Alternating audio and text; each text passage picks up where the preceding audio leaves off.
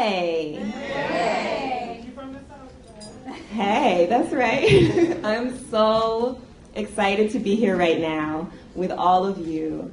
I just feel like it is not, I don't take it for granted.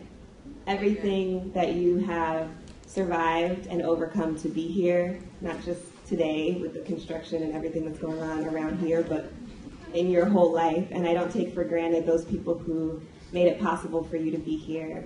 And I don't take for granted the future that you believe in that caused you to choose to be here of all places. So in honor of those multitudes that make it possible for us to be here together, I just am having this image. Sorry, I'm so excited that I'm overwhelmed. This is what I thought I was going to say.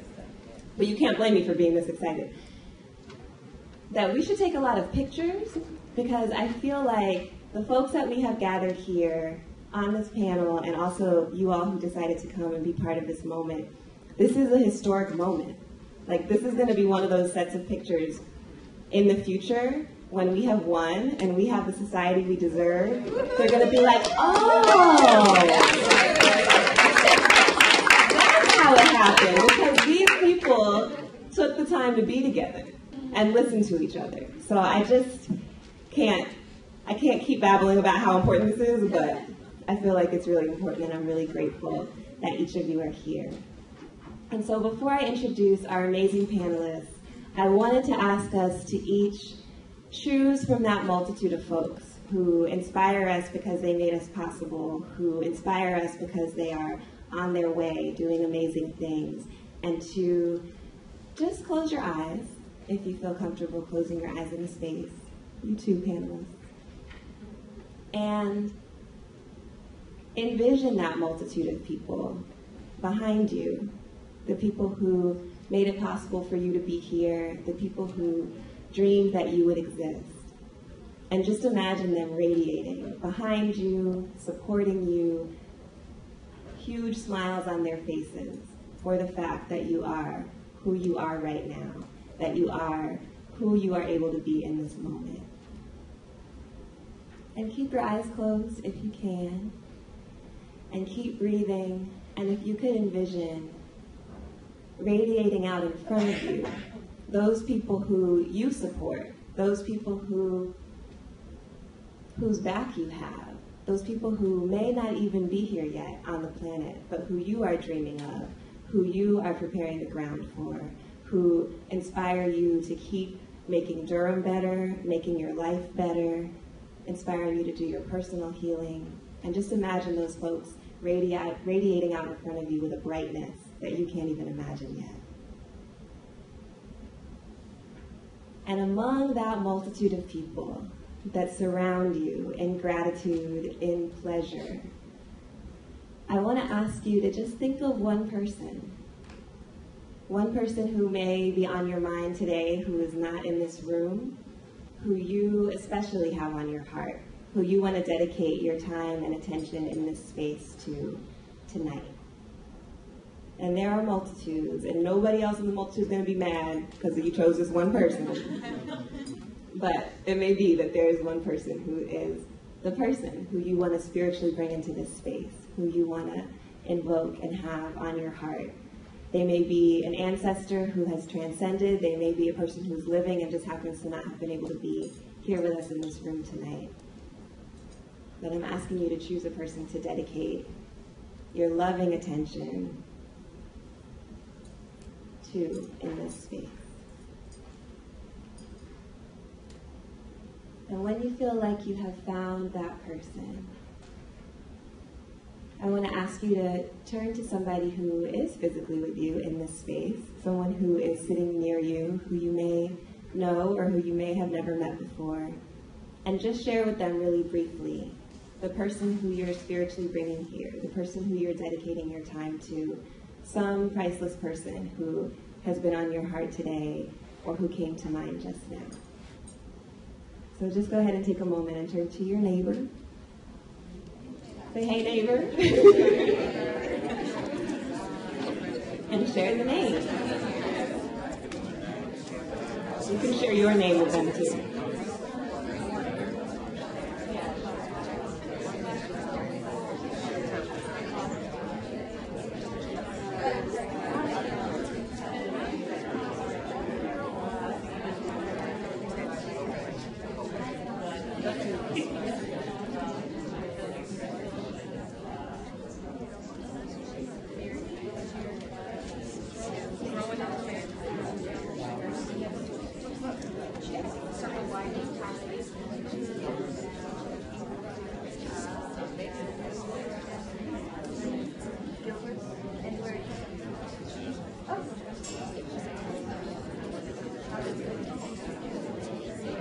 Okay, did everybody get a chance to share their person's name?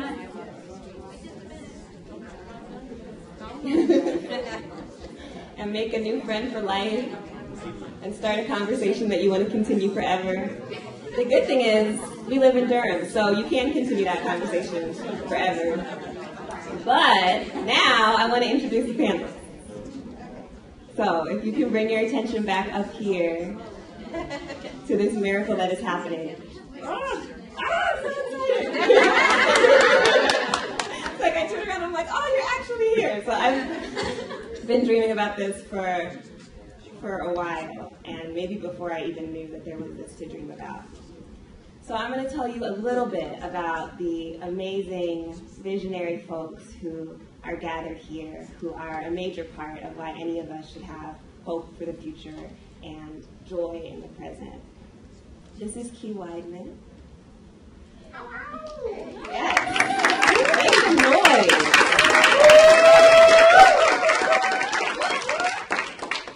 So Q self-identifies as the mixed-up Muslim genderqueer child of two biracial parents, struggling through the confusion of multiple diasporas and migrations and class realities that have shaped their family and history.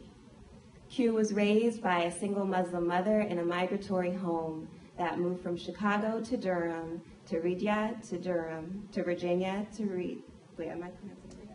Riyadh, and back to Durham, and learned early on ways that heteropatriarchy, ableism, racism, and Islamophobia criminalize and delegitimize the home and family their mother built with them. Q now develops curriculum for popular education workshops, creates safe space for middle and high school students to develop solutions to the multiple oppressions they experience daily, and organizes against the criminalization of queer, trans, and disabled youth and youth of color within the Youth Organizing Institute and NC Queer Youth Power Coalition.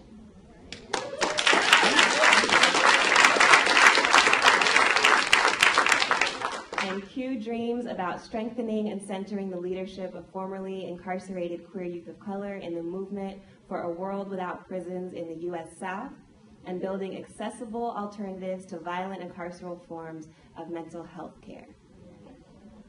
So, and I'll just say, the first time that I heard Q speak publicly was at a solidarity protest in solidarity with Palestine and an absolute refusal of the attacks in Gaza.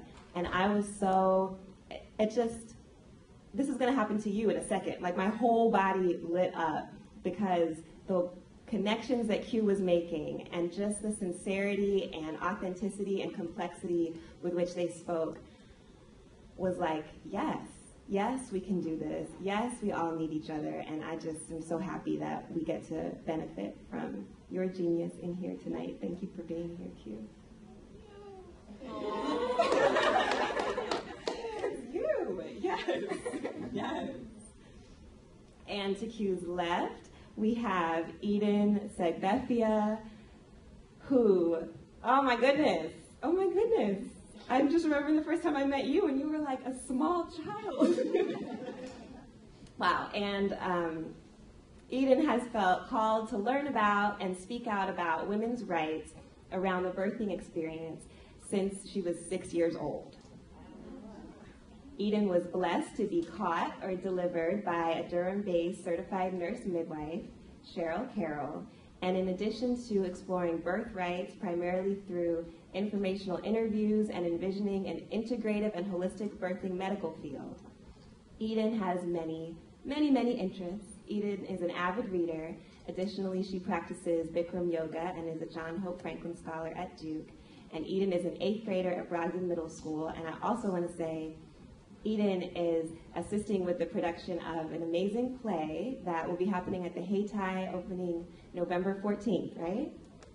Called The Watsons Go to Birmingham. So if y'all want to get a glimpse of the world that Eden helps to create, you should be there. I will be there in the audience for sure. And I just think that there are some folks who come to this planet and they must remember some promise that they made to the universe itself, because they get here like, yes, I'm ready and I'm doing what I'm doing, and Eden is one of these people. And so I'm so excited that we get to hear some of her vision and about what she's creating tonight. Thank you for being here, Eden.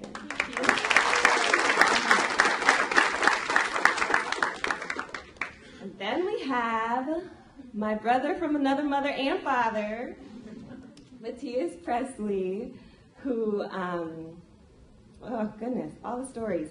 Matthias is a graphic designer and visual artist and community organizer of 6 years, raised and currently residing in Durham, North Carolina.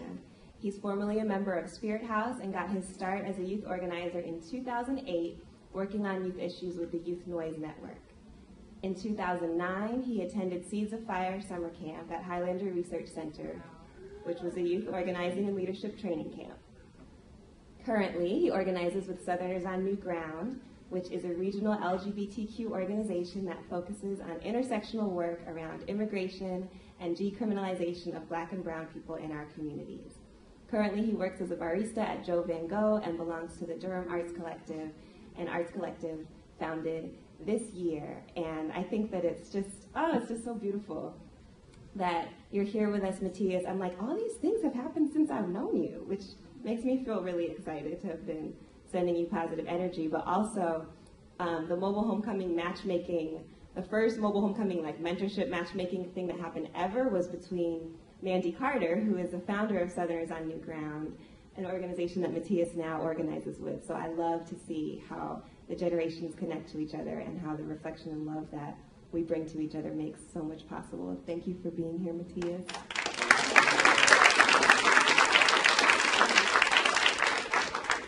And Monse, oh Monse. Monse, you might not even remember the first time I met you, which was in a zine workshop where we were trying to figure out how to like make a zine in 2 hours that talked about those people whose names we will not mention who own chains like Roses and are doing a lot of things politically that seem to be unfair and disgusting. And so we were thinking of slogans around that, and I was like, who is this person with like so much sass? And I just remember being like, I really want to get my life right so that I'm never on the other end of that, because you have it. You have it. So brilliant. So Monse is a Chicana from Raleigh, North Carolina, by way of Oxnard, California. Daughter of undocumented Mexican immigrants, Monse was exposed to the realities of borderlands growing up in California during the late 1990s. Her first organizing activities involved tobacco prevention, DREAM Act, and comprehensive immigration reform when she was in 8th grade.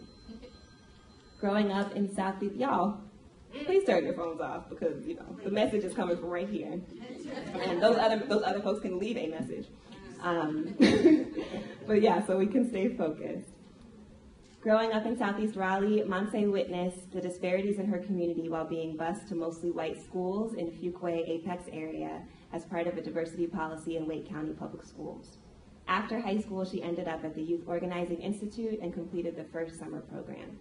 After the summer of 2010, Monse began college and continued to work with Youth Organizing Institute. She currently serves as the Associate Director of Youth Organizing Institute and will be graduating from NC State University in December.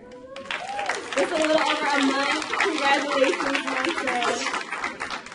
And Monse's life experiences as a Chicana woman growing up in the South guided her organizing as she became involved with various movements and communities. Through the last 10 years, Monse has cultivated conversations on intersectionality because she strongly believes that power lies in this area of living and working. So can we have some more noise for just a brilliant...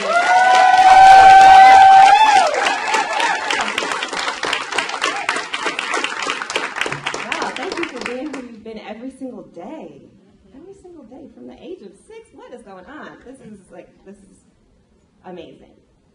So the first question that I wanted to ask you all is because we're here in the tradition of freedom fighters and freedom seekers, and this entire civil rights context that we've been talking about, and these ancestors that we have here, Fannie Lou Hamer, whose birthday is in October, and Ella Baker, who were folks who understood that a youth movement was important, and that helped create freedom schools and a freedom party, and also the installation of creating an alternative democratic party, I think, was beautiful, and it reminds me of some of the direct action and incredible artistic work that you all do.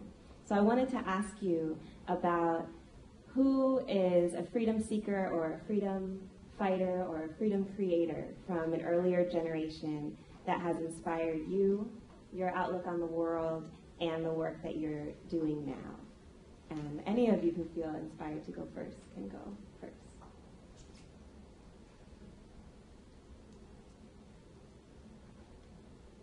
How about you, Eden? Hi, okay. So someone that I think has really inspired my vision is I have a godmother. I call her Aunt Linda. So she's really been there for me, and she has so much wisdom that she's given me. I feel really inspired by her. Mm-hmm. Awesome. Thank you for bringing Aunt Linda into the space, Eden.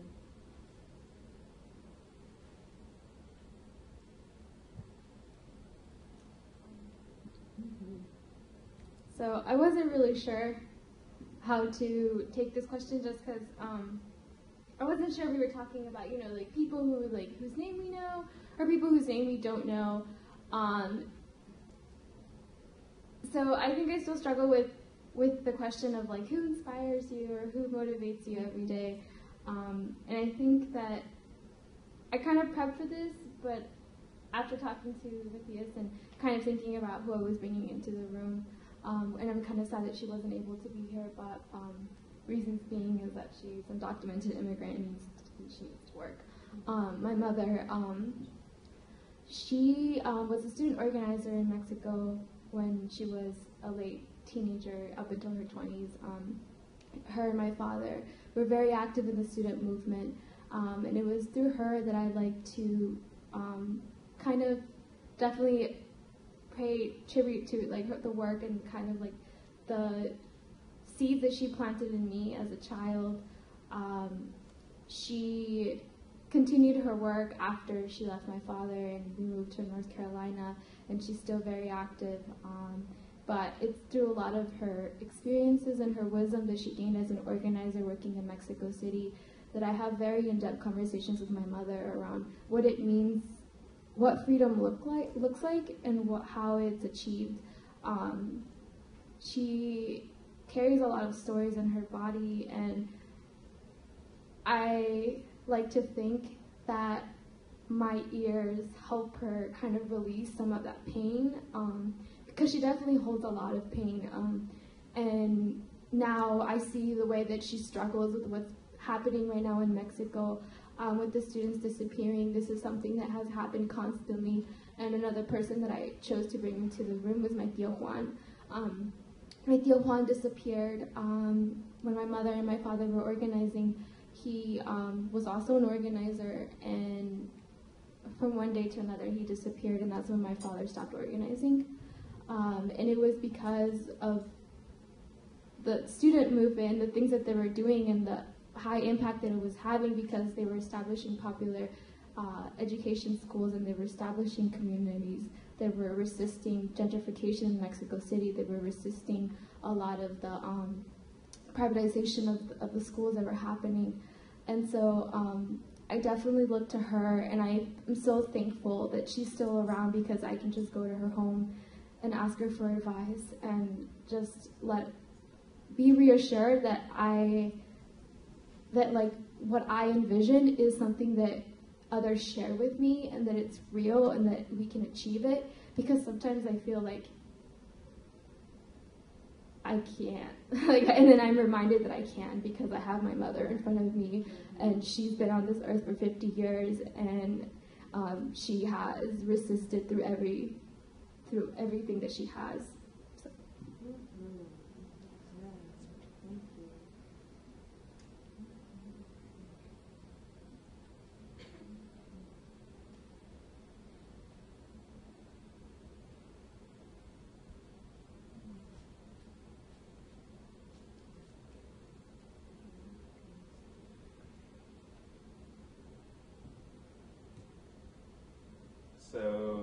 freedom seeker and a freedom fighter and creator from an earlier generation, for me, would have to be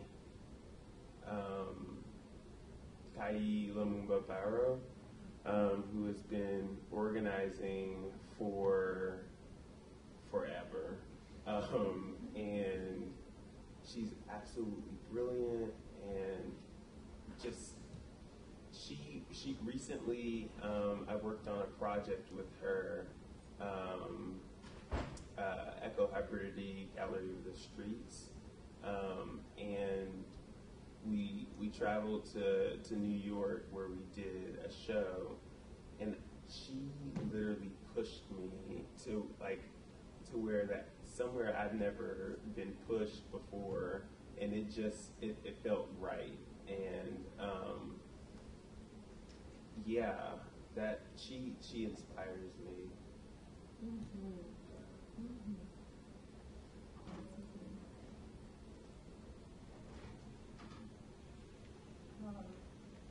There are a lot of people that I would like to bring into this room, and so it was hard to choose one. But one person that's on my mind lately and today is my Uncle Jake. He has been in prison in Arizona since he was 17, and he's 47 now. And he's been there the whole time that I've known him, or the whole course of my existence. And he's been a part of my life in ways that objectively are very small because of distance and because of prison. But he's supported me and made me feel valuable, and also made my words feel valuable and important for a long time. I think that because we exchanged so many letters, and that was the way that we spoke for so much of my life, that he is one of the reasons why I started believing that I could call myself a writer. And he's done amazing work just by surviving all of these years, and also he's done amazing work teaching leadership development classes on the inside, and we're collaborating on a zine right now, and he's collecting submissions from folks who are in there with him right now, and that's really exciting, and it gives me hope that we can do things like that together across so much space and time. We really want to hear what you're saying, because your words are so important, and you're among friends, so will you squeeze into the mic a little? We want to make sure everybody hears you. Okay. I'm not sure the microphone is turned on. It is. Is it working? Yeah, I think we just have to lean closer to it.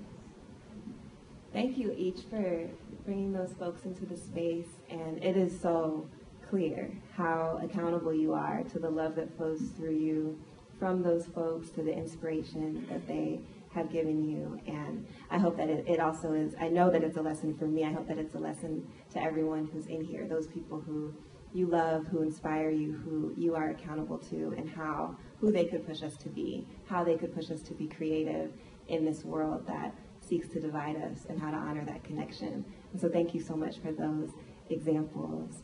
And I wanted to also, this just makes so much sense, because of the connections that you're making between yourselves and the people that you love. I have been impressed by each of you with the connections that you make in your work, the way that you value the interconnections of movements, the way that you bring things together that other folks might not always be understanding are connected. And so I wanted you all to do just a little bit of teaching to all of us in the room from the experience of the work that you're doing about some of the intersections that you're working at. Some of them have come up already, but the connections that you're making and amplifying and celebrating that can be an inspiration to us.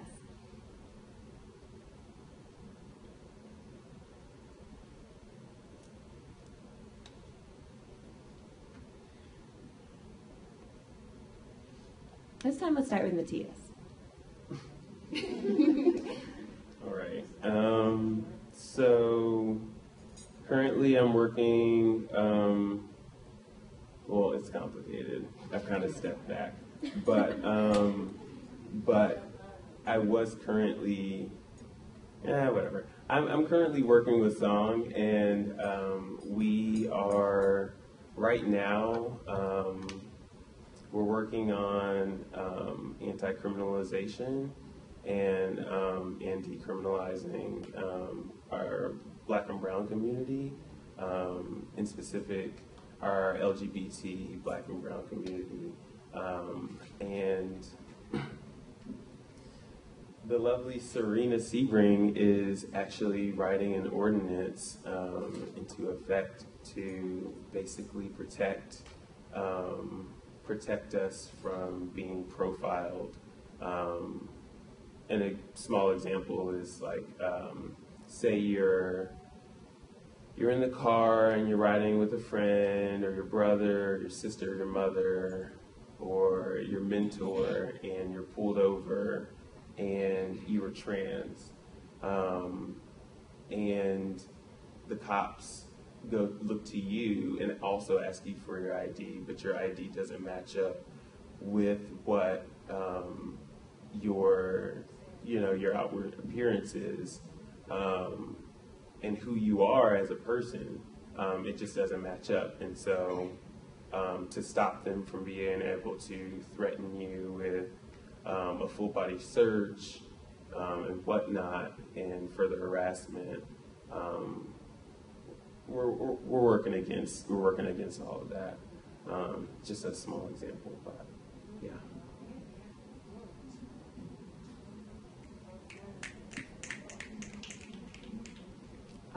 So I work at the Youth Organizing Institute, and we do popular education programs in the fall, in the spring, and we've been doing this program for 5 years. I went through the first year of the program, and this year we kicked off like our Freedom School, and I had the opportunity to go to Mississippi and be there for the 50th anniversary of Freedom Summer, and it was a really amazing experience for me. And I think that a lot of the work that I do is doing a lot of work around Black and Brown unity. But to me, a lot of that is pinpointed to kind of the untold history that we have, like our shared experiences, like not only today, but in the past. One of the things that I personally, that touched me and kind of brought me to tears as a Chicana was there is a woman, Maria Varela, who was a SNCC organizer in the 60s, and she was a Chicana, and she, because of a lot of racial tensions, she was, of course, she was labeled as a white woman, because back then it's how do you, because of the race tensions and everything that was happening, a lot of women like Betita Martinez and Maria Varela, who were organizing the SNCC, were labeled as white women when they were Chicanas. And so kind of dealing with their own experiences. But one of the things that really stood out to me was that Maria she went out to California and she took pictures of campesinos out there in the fields and kind of the living conditions and what was happening. And she took these photographs and, just powerful images. She came back to the South and she did a photograph slideshow for sharecroppers. And the way that she describes the reaction of the sharecroppers was just, I can't even I can't even quote her off the top of my head, but she was just talking about the way that they were able to draw parallels around like their histories and what was happening, and how what was happening to them in the South was happening to campesinos in California, and like these are all really shared like histories. And to me, like that's part of the work that I do with YOY, is that how do we uplift some of this history that is lost or is untold for very evident reasons, is that they don't want our communities to unite. They don't want our communities to recognize that we have been sharing struggles for a long time, not just today, and how we're able to support each other and be able to grow from those parallels and from those shared experiences.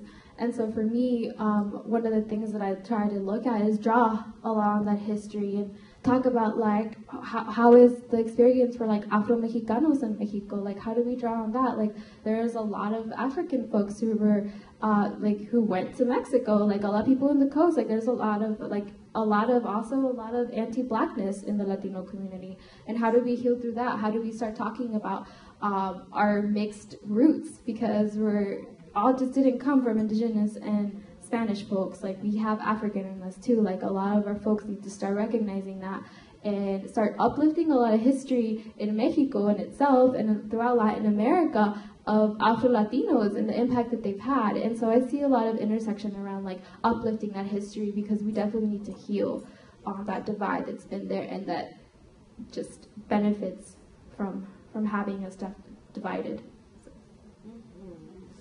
Say that, yeah.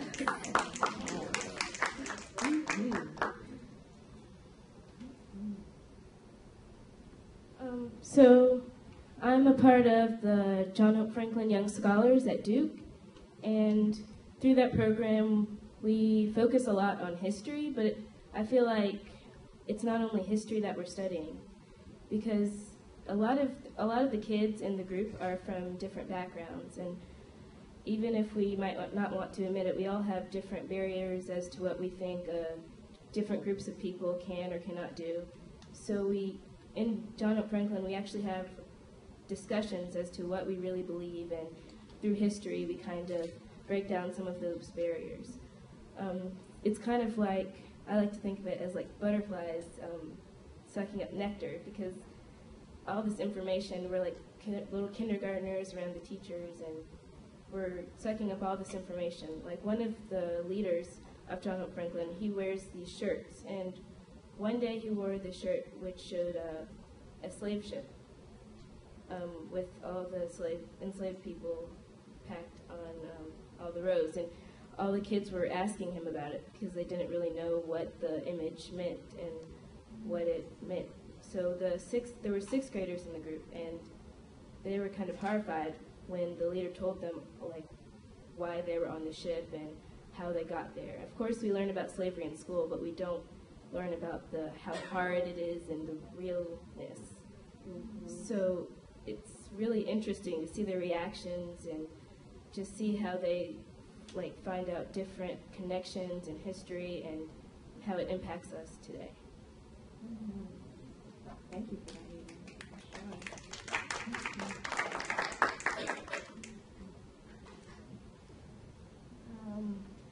I also work with the Youth Organizing Institute and have been doing work around the intersections of education and criminalization and incarceration since about my junior year of high school. And something really powerful about being there is the ways that being young people and being in school and being in prisons or on the way to prisons is a place where they're all places of being told that what you have to say doesn't matter, and you have no no agency at all in determining how you're going to be in those spaces, how you're going to be a young person, or how you're going to be a student, or where you are going to physically be, and it's been really powerful to see folks, and for me, to speak and to claim the right to determine where we're going to be and how we're going to be, and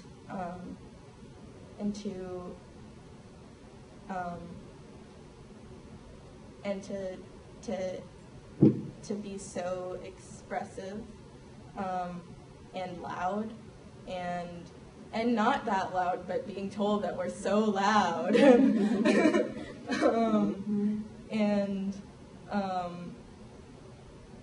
And that's a really powerful, that's been a really powerful thing to see and to be a part of. I also do popular education and curriculum development type stuff, and this summer and this past year I've been a part of doing a workshop around the intersections of homophobia and colonialism, and it's been really powerful to be able to share and generate knowledge with other young people who are queer and trans and people of color and not people of color, and are navigating experiences in school, being all of those things, and coming together and talking about this history being such an eye-opening and clarifying thing in terms of where how these same histories are playing out in schools and in the school to prison pipeline, and the way that bodies and desires are policed, especially for young people, has been something that I've been thinking about a lot, and thinking about in myself, and it's been really empowering and awakening to be able to experience those things with other people. Mm-hmm. Yeah. Yes. Yes. Thank you again, each of you, for what you shared, and I feel like you're really also getting to some of what's behind the next question that I wanted to ask you all, which is about the challenges and the benefits of working across generations on some of the issues that are most important to you. And so what you've been sharing about the collaborations that you have with your mentors and with your loved ones and family members, I think absolutely speaks to that. And also this issue of youth expression being seen as always too loud, right, and as threatening and confrontational, and the incredible resources that are dedicated to restricting young people's bodies and desires also speaks to that, some of the challenges of what it means to work intergenerationally. And so I wanted to hear from you all what you think are some of the benefits, what are some of the things that make it hard, considering that you all are doing work and you're connecting with people of different ages, what you found that have been challenges, that are still challenges, that have been things that have helped you to feel hopeful, all of that.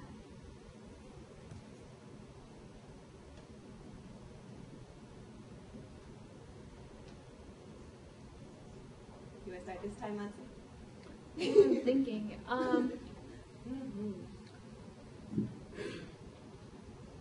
So it's hard for me because I'm kind of transitioning into like an adult. Like I'll be turning 22 tomorrow, so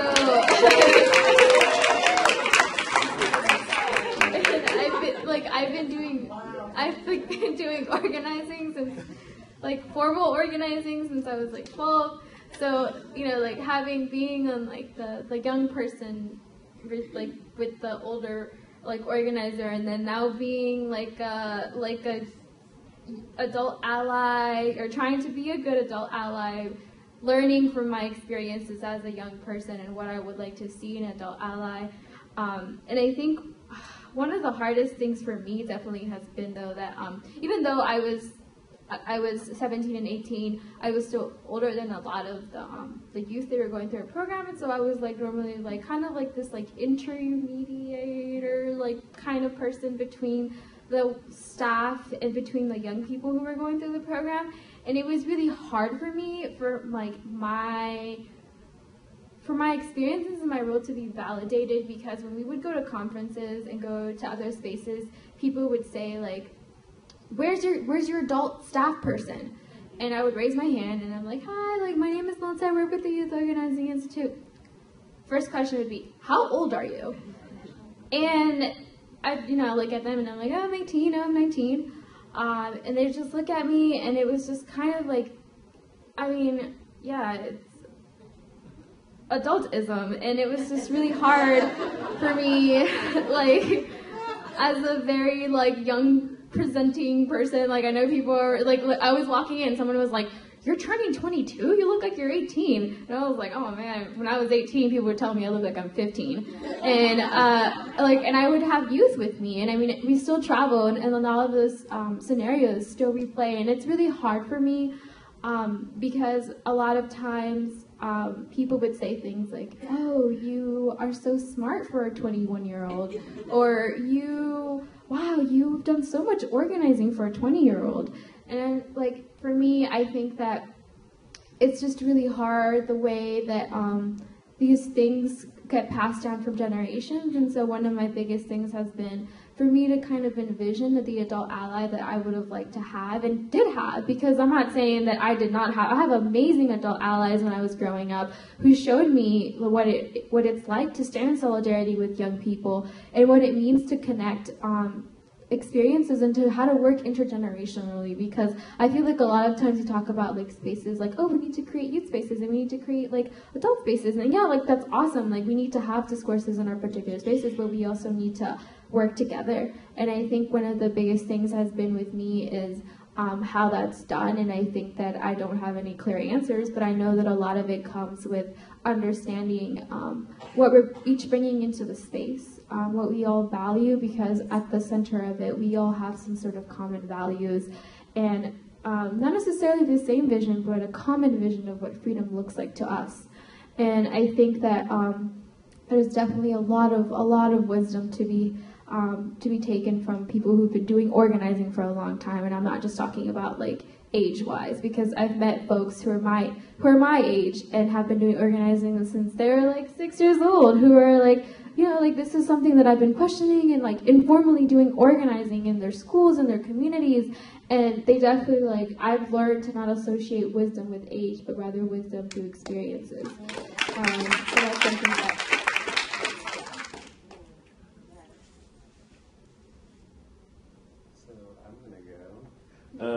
So I have like multiple like issues. So my like number one is that recently in the community, as you know, gentrification is now, and it has been. But seeing the Black and Brown community in Durham, I have a problem with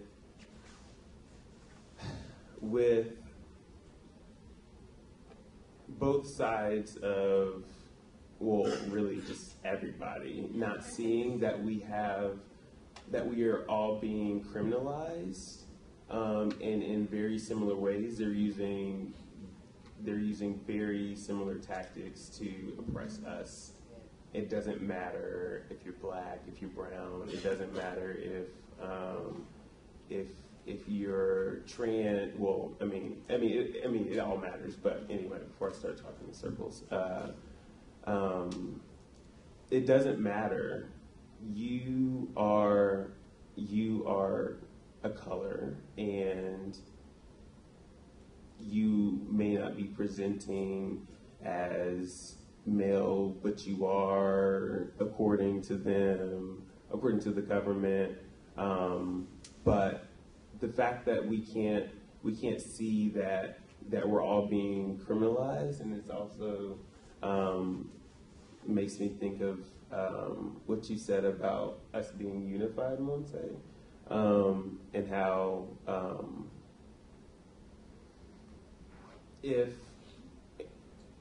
how like us not together is like just not gonna work, versus us being on the same page. And once all of us see that we're all being stomped on, I feel like we're stronger. I mean, I can't organize with somebody who says,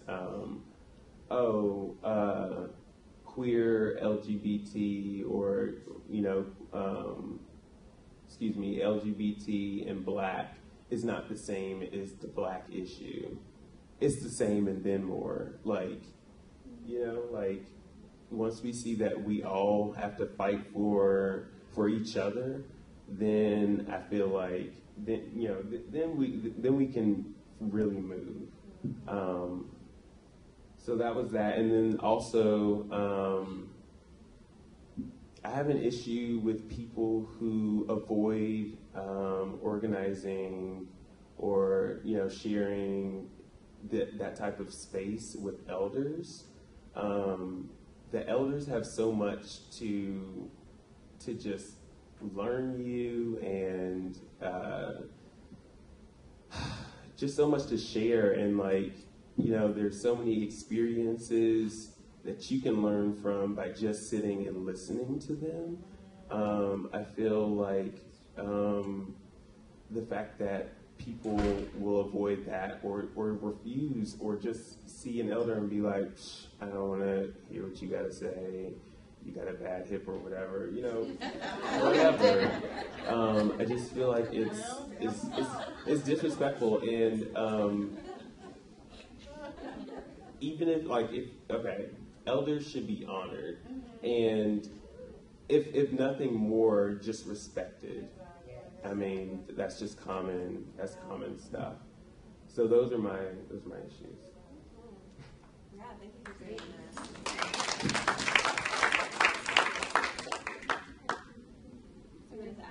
I just thought of something.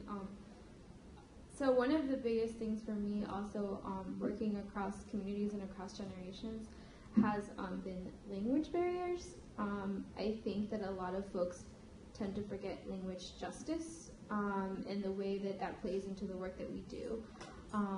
My mother has been living in this country for 20 plus years, and she got her GED going to night schools and stuff, and she's not very confident in her English, but she definitely understands it. But even then, in a lot of spaces, I know that through her experiences and the experiences of the women in her circle, it's really hard for them to go into organizing spaces where it's just English. And I've been in spaces where folks have been people of color will be like, oh well, they should know English by now, and things like that. And it's just it's really hard for me to hear things like that, because I feel like if you don't understand language justice as being part of our collective freedom, then I just don't really know where you're gonna find space for these folks to be in this room. So that has been one of my biggest challenges. But on the flip side of that has been really beautiful for me is to see a lot of folks learn different languages. So one of the things I was at a Raise Up conference probably 2-3 months ago, and I was doing interpreting because I, side hustles, I interpret too. So, I was interpreting at the conference, and one of the things they asked me to do a short Spanish movement songs in Spanish, and like teach a song in Spanish to some of the workers that were at the conference, and there were some of the native Spanish speakers who were like, I've never even heard this song, and I was like, well, you better learn it now. And so, like, just being able to use, being able to teach movement songs and chants in Spanish and in other languages, like, I forgot it, but I learned it at the Palestine Solidarity Rally. Like, they taught us a chant in Arabic, and so like I was just like, this is awesome, like the way that language can be a tool that like builds collective like freedom and like helps us to really see the way that we're able to like transcend like language barriers. So it was beautiful to me to just be in that space and to teach predominantly like African American workers who were there for the conference, like songs and movement songs in Spanish. And Carly and I are actually working on translating Ella's song into Spanish right now, and so like hoping that that will be something that we can like pass on to the Latino community, is like talking about using Ella's song as a way to talk about Ella Baker, to talk about the civil rights movement, to plug in SNCC and to plug in like a Latino, like the Chicano organizers that were with them, and to kind of uplift some of that history. So.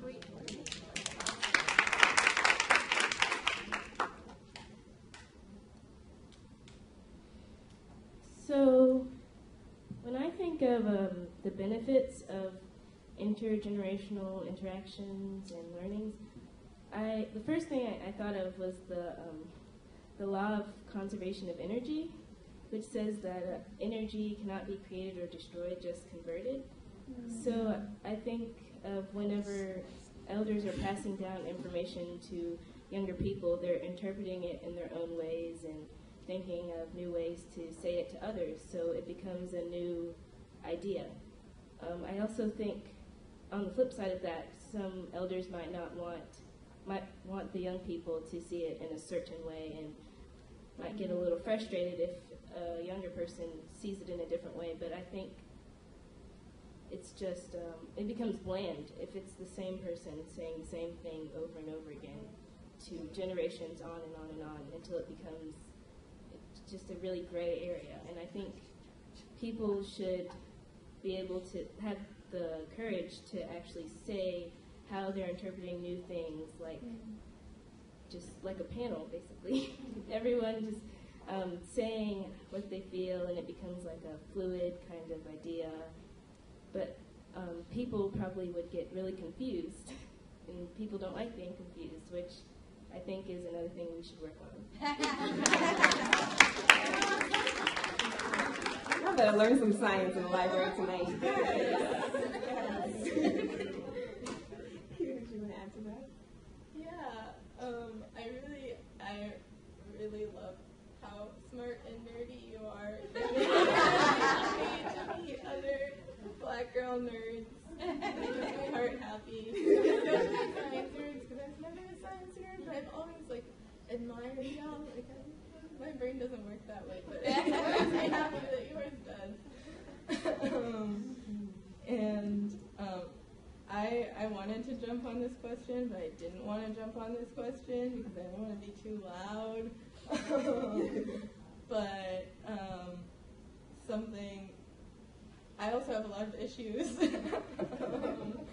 And one of them, intergenerational organizing can be really, really powerful and really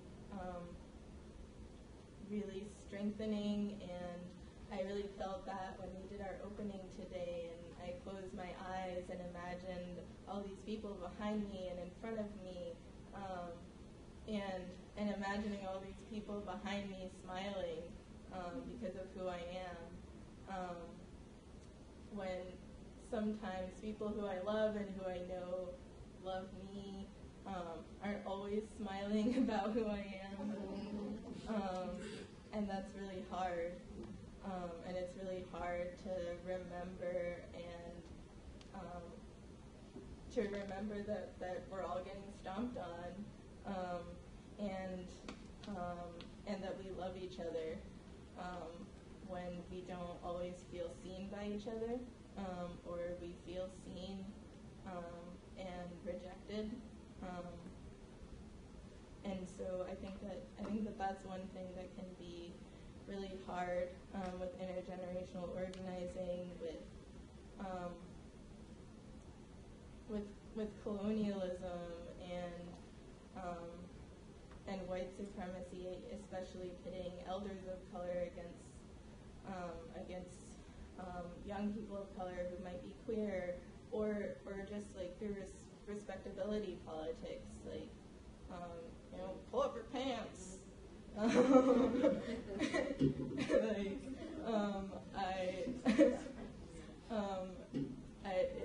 That's a pet peeve of mine. I think that it just makes it really hard to understand each other and remember that we're coming from the same place and we're trying to get to the same place. And it does.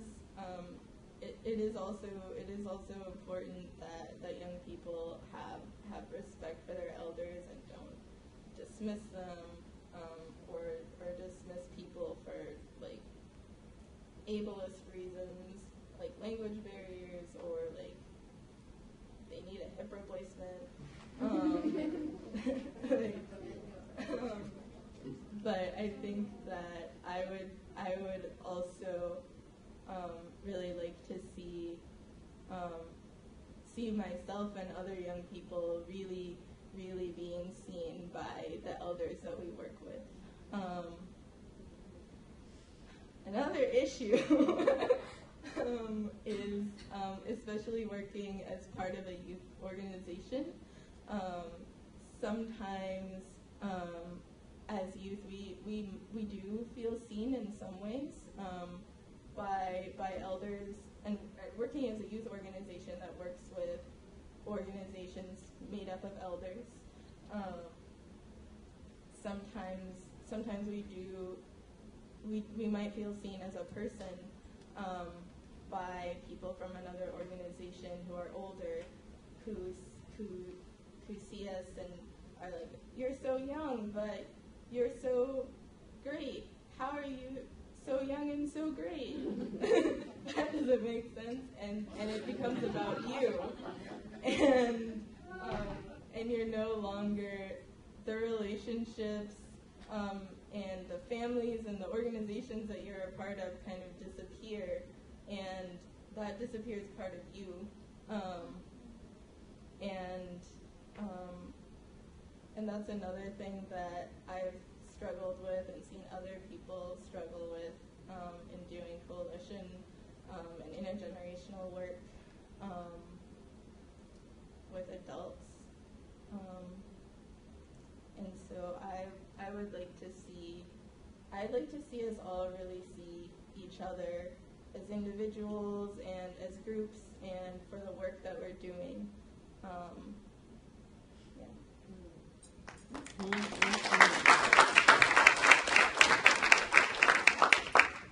Thank you all for those challenges.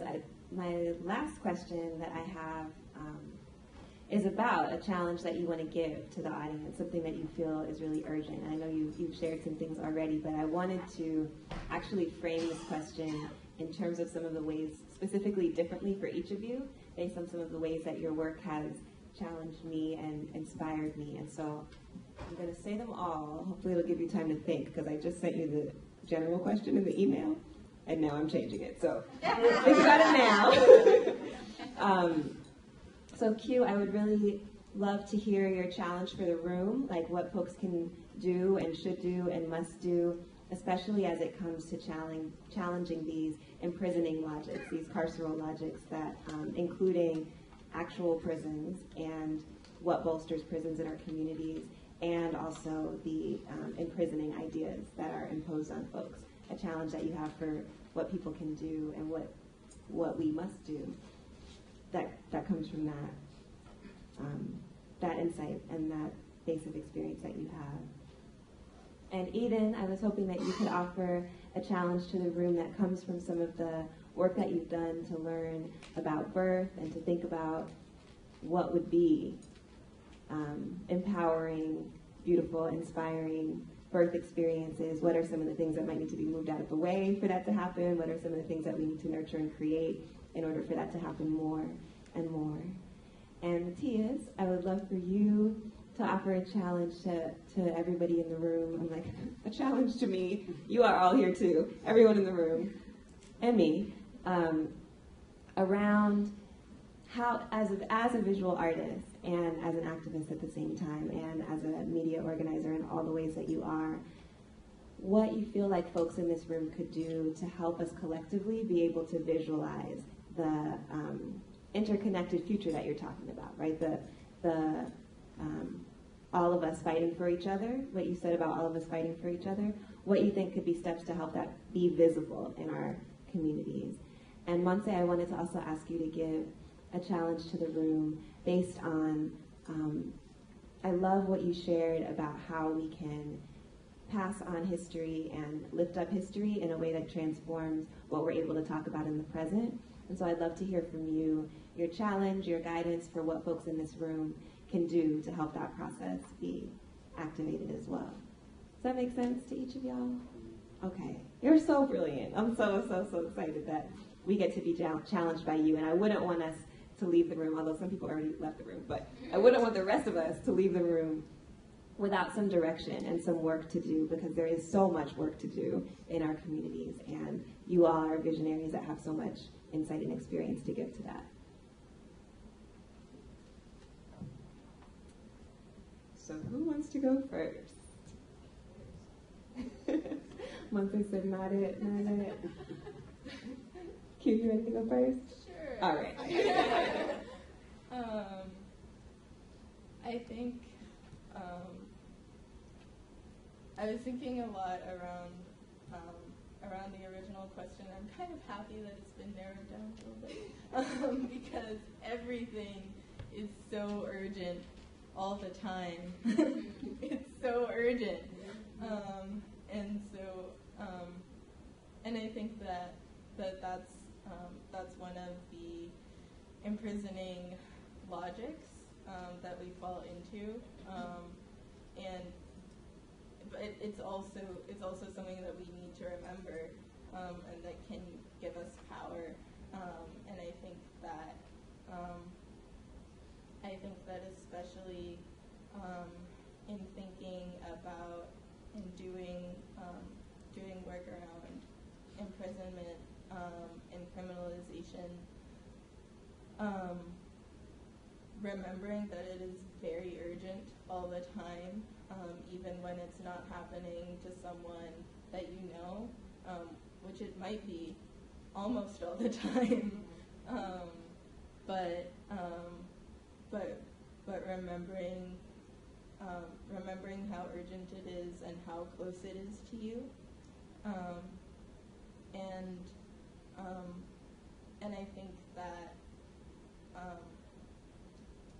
but at the same time, not getting caught up in the urgency, because the point of imprisoning logics is leaving people behind, and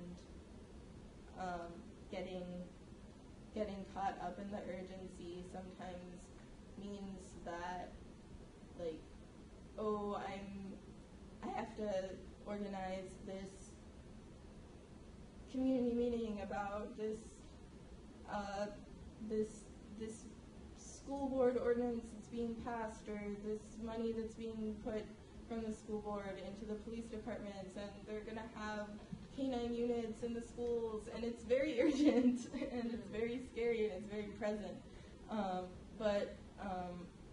And being able to hold that urgency, and also be on our toes and be taking care of ourselves, and be able to handle the fact that everything is urgent, and maybe while that is happening, something else really urgent is happening in our lives. And I think that being able to handle all of that isn't possible as long as we believe that all of the urgencies in our lives need to be attended to by us alone, and that that we really think about how we can be there for each other, and talk about what our needs are, and what ways we can come up with to mitigate urgencies, like the work that NC Heat has been doing, and the Youth Organizing Institute have been doing in high schools around having restorative justice programs where instead of involving the police when student code of conduct rules are broken, people talk through the harm that was committed and talk about how to repair it, and that work has also been happening in Durham by folks like Spirit House and Fade and other folks around policing in neighborhoods outside of schools, and thinking about the things that we can build that can be buffers between all of these things that are attacking us and stomping on us with emergencies all the time. Yeah.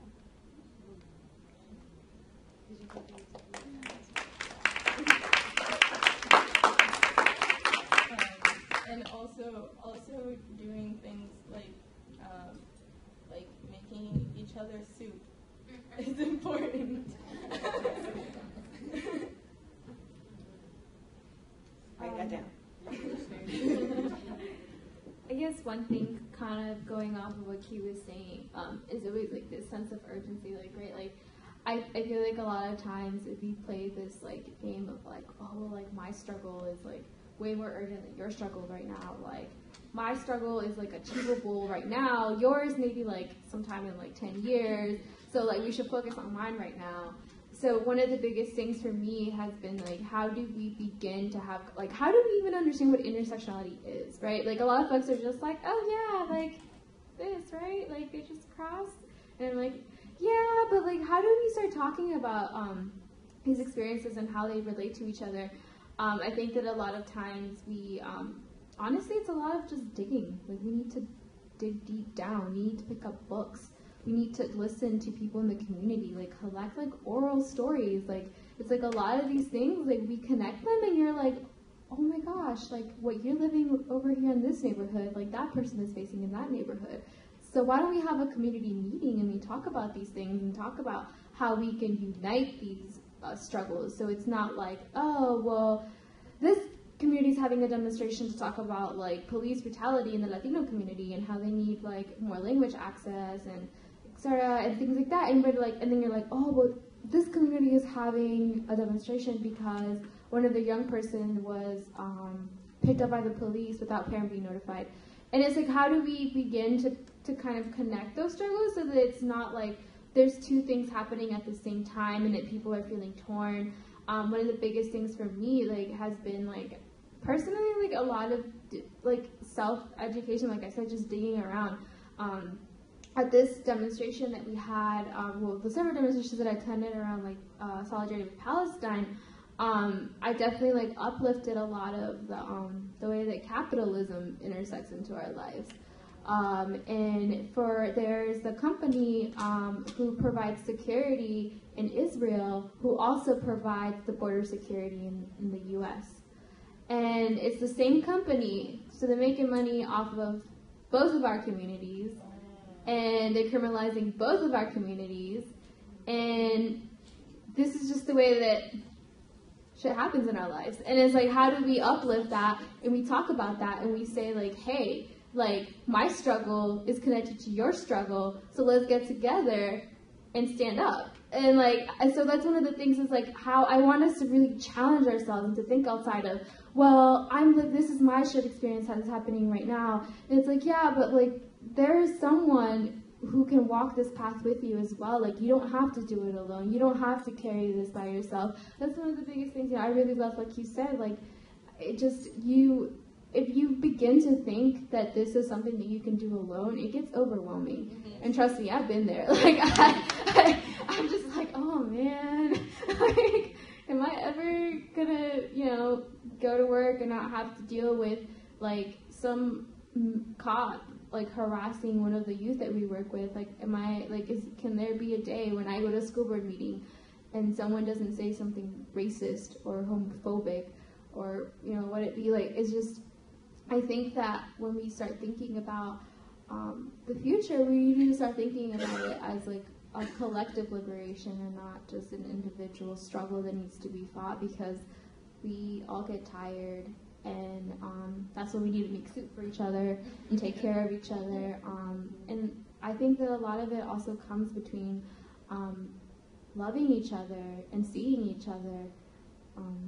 I think that, like Q and I live together, we're roommates, and we work together, and we also go to school together. We do a lot of things together. But, we constantly try to remind each other that we see each other, and that our experiences are valid, and that our identities are valid, and that we are real, and that we're important, and that we're loved, and that there's a community who stands behind us, who would do anything to love us and protect us. And I think that's something that needs to continue, is that how do we show love to each other across communities? Mm-hmm.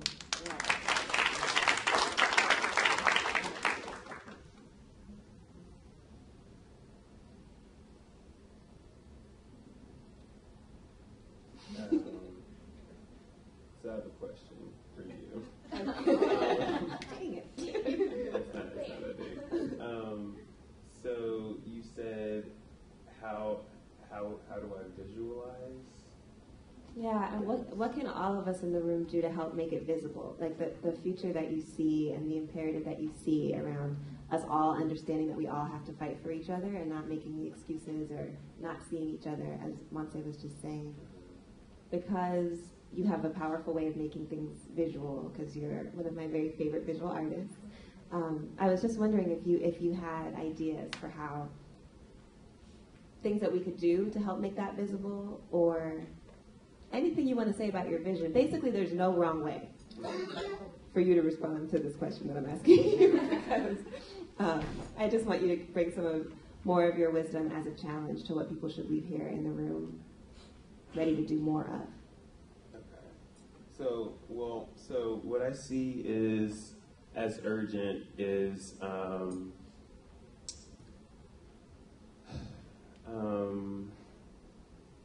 so the murdering and the incarceration of our people of color in our communities, and the deportations and the destroying of families. Those are what are urgent. They are just like straight up just taking a family and just uprooting them, and it's horrible. And then of course the murdering of our Black and brown youth, like that. Each and every time, it's absolutely horrible. I think that a number of things can be done to boost visibility, that so people see that we are here and we do care. You can always gather in the streets and hold a protest or a march, but I think that on the flip side, being visually or being present artistically kind of just shifts how people are already ready to receive whatever you have to say. Like if everybody's in the streets and they, you know, we're chanting and whatnot, that's totally a way to be effective, but it's a different kind of effect when you, I don't know, I mean this is on camera so I can't really say certain things, but like let's say you do a public art demo and yeah, I won't say that. But any form of public art in incorporating the community in which you live or in which things are, you know, relevant and, you know, necessary. I don't know, it connects people and it I don't know, it builds like a relationship that is also necessary to move forward and to shift the balance of power. Yeah. Mm-hmm. Yeah. Excellent. Thank you.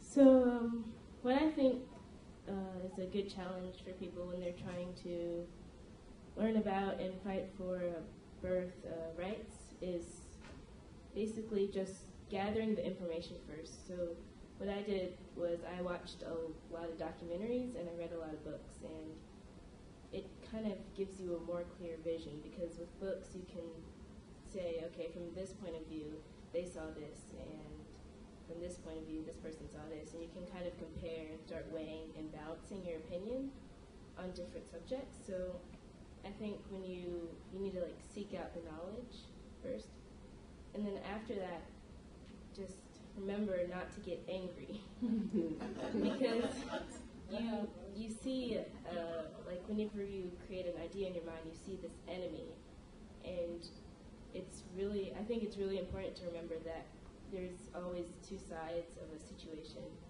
and if you can become a hypocrite if you are fighting for a certain right and you say, okay, I want this woman to be able to have any sort of birth she chooses, and then you are not equally respectful to a woman who decided to have a C-section. So yeah, I think it's really important not to become angry. So I have an example. At school, there was this boy, and he said he was bisexual, and another girl was telling him how she didn't support people who didn't love the opposite sex. So he went home that day early, and everyone started talking about it, and people were getting angry at the girl and saying, oh, you're really bad because this and this, and they were giving her all these reasons why she was really bad, and people were trying to, kind of unify against her. And when people told me about it, I really wanted to say, oh yeah, she's so bad, but instead I was like, well, she has the right to have her opinion. So, I don't know, I just think it's really important not to get angry.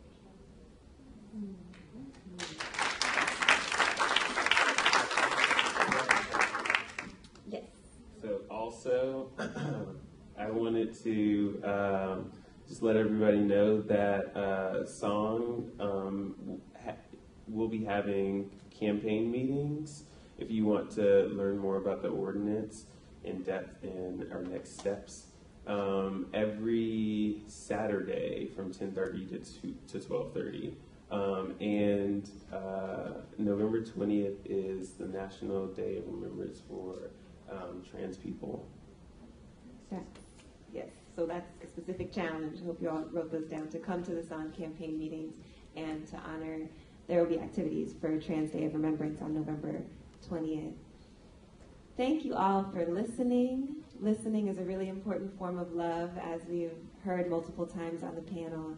And in the time that we have left, which I'm not paying attention to, I don't even know what time this is supposed to end. We could have maybe, how many questions, like 4 or 5, 3? Is that what you said, 3? A few questions. 3 is a magic number. Okay. So we wanted to invite you all to ask follow-up questions, to offer affirmations to the panelists, and if you can be concise, then there would be more time for them to be able to respond to all 3 of you. So does anybody have a question or an affirmation that they'd like to offer to the panelists? Yes. I'm sorry I have to leave, but I want to tell you all that this is awesome, and I have learned so much from you all, and I just really am appreciative of all the wisdom that you've shared. And when you get really old, you're going to be absolutely off the chart. You're going to be so wise. Thank you.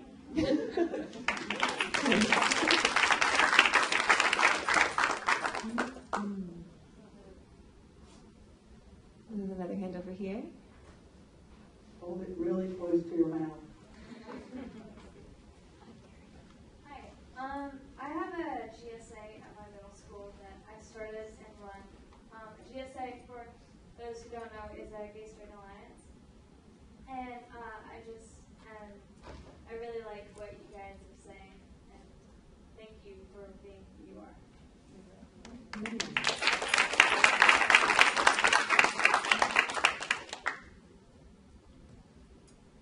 I'm really here for middle school Gay Straight Alliances.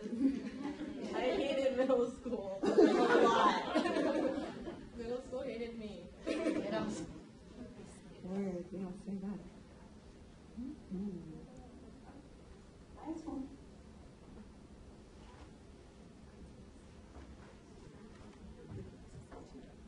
Aidan, I was wondering if you would share a little bit more about birthing and your interest in it. So my interest in birthing started when I was 6, so I said I wanted to be an obstetrician, which actually, it wasn't really that serious at the time because every single day I wanted to be something else. So I guess I don't know why I kind of stuck with that, but I told people that, they would go, wow, and so I was like, okay, maybe this is interesting. But when I really actually started to form a vision in my head was when I was 9. I saw a documentary on Netflix called The Business of Being Born, and it really showed me the gaps in today's birthing industry. So after seeing that, I really got involved and interested, and I started telling people actually. I started telling people a lot about what I wanted to do, and I actually did this project at school and talked about what I wanted to do as my career, and all my friends were so interested. And I did some informational interviews with a few doulas, midwives, and obstetricians. So I kind of got different point of views from each of them to better visualize what I wanted to do. But so what I really think about birthing is it's one of the most sacred experiences ever, because when people come into the world, people really actually kind of focus on the aftermath, like a baby shower or naming or different things like that. But I think the experience of it, like the pain that the mother has to go through to bring a new child in the world, and I feel like it holds a lot of symbolism. Thank you for that. And thank you for that question.